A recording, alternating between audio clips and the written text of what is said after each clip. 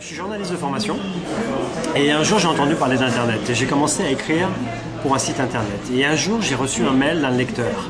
Donc il y avait cette interaction entre un lecteur et un auteur.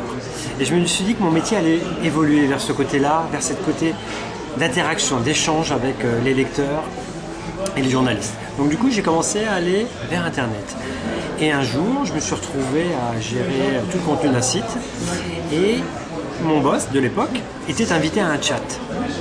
Le chat, c'est de la discussion en temps réel sur Internet avec un expert ou autre ami. Et je l'accompagnais et là, j'ai eu une deuxième révélation. Je me suis dit, mais ça, c'est génial.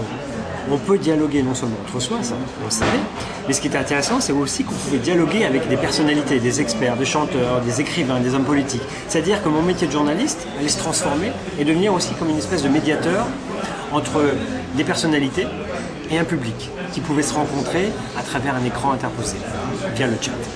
Donc ces deux expériences ont fait que je me suis dit que l'interactivité c'était quelque chose de fabuleux et que même si on était derrière son écran, on arrivait à avoir une vraie relation avec les gens. Donc du coup j'ai commencé à me spécialiser là-dedans.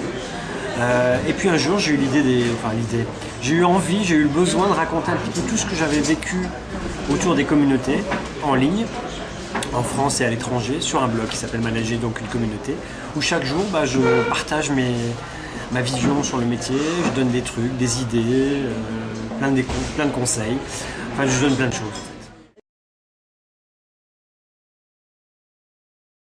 En fait, c'est tous les jours il se passe des choses, il se passe de belles choses parce que les communautés ce sont des gens. Et les gens, quand ils ont envie de faire de belles choses, ils font des choses magnifiques.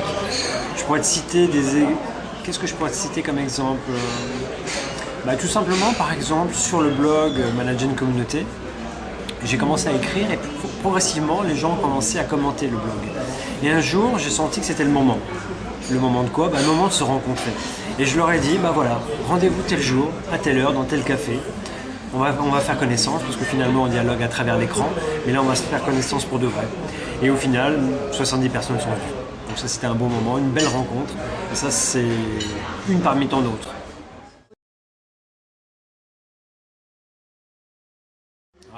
Il y a beaucoup de missions, ça peut aller sur du marketing, sur du support, sur de la communication. Mais disons que pour résumer, le community manager, comme je le vois, c'est quelqu'un qui va être un peu à une interface entre des publics extérieurs et des publics internes. Une interface entre l'entreprise et ses prospects, ses clients et l'environnement dans lequel elle s'insère. Donc c'est quelqu'un qui va être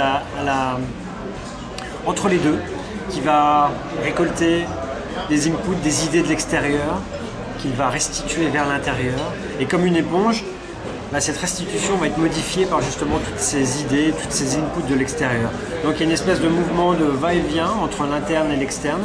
Et le community manager est un peu ce pivot entre ces deux mondes.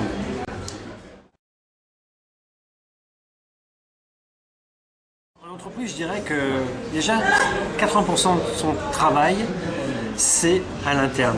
C'est de faire comprendre aux gens l'intérêt d'avoir une communauté et pourquoi les sociétés qui en ont une sont beaucoup plus fortes, puissantes, profondes, authentiques que celles qui n'en ont pas.